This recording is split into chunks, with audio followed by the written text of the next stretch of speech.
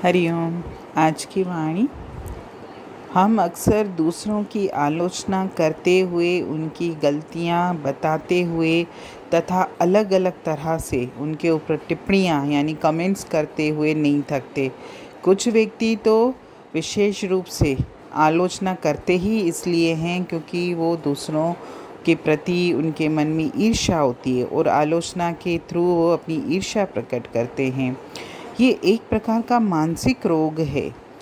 अगर हम आध्यात्मिक उन्नति करना चाहते हैं, अगर हम जगत में संसार में प्रगति करना चाहते हैं, अगर हम उच्च पद की प्राप्ति करना चाहते हैं, तो इसके लिए एक ही मार्ग है और वो मार्ग है आत्मालोचन का, यानी स्वयं अपनी आलोचना करना तथा अपने दुर्गुणों दोषों को दूर करना।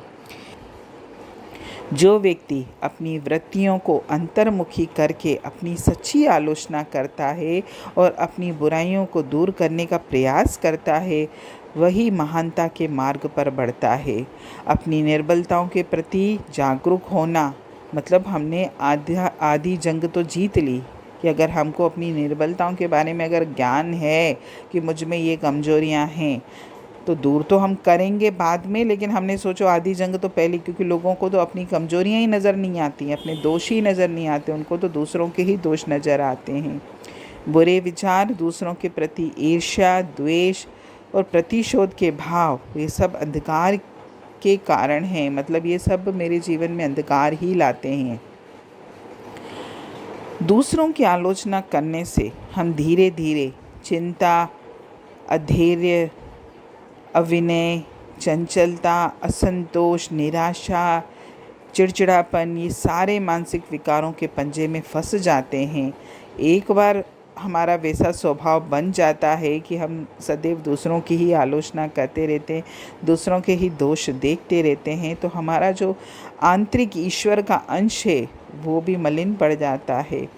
अपने दोषों को मनुष्य निष्पक्ष नेत्रों से बहुत ही कम देखता है। हमारे अंदर अपने अहम की भावना इतनी तेज होती है कि हम अपने बड़प्पन में भूले रहते हैं कि हम में भी कमियां हैं। और जो व्यक्ति अपने आप को ऑब्ज़र्व करता है, अपने दोषों पर नज़र डालता है, अपने दोषों को देखता है, उन्हें दूर करने की कोशिश करता है, तो वो जीवन में ज़रूर आगे बढ़ेगा और जीवन में उन्नति भी करेगा। क्योंकि कहते भी हैं ना कि दूसरों की कमियों के बात जब होती है तो हर व्यक्ति जज बन जाता है, लेकिन जब हमारी अपनी कमियों की बात होते हैं तब हम जज नहीं, हम तो वकील बनते हैं और पैरवी करते हैं कि हम में तो ये कमी नहीं है। इसीलिए जज हमें दूसरों के लिए नहीं बनना, जज खुद के लिए बनना है कि मैं कैसा हूँ, मेरे में क्या कमियां हैं, मेरे में क्या दोष हैं, मैं इन दोषों को कैसे दूर करूं और अपने जीवन में आगे कैसे बढ़ूं। सही मायनों में यही आत्मालोचन है। हरिओम।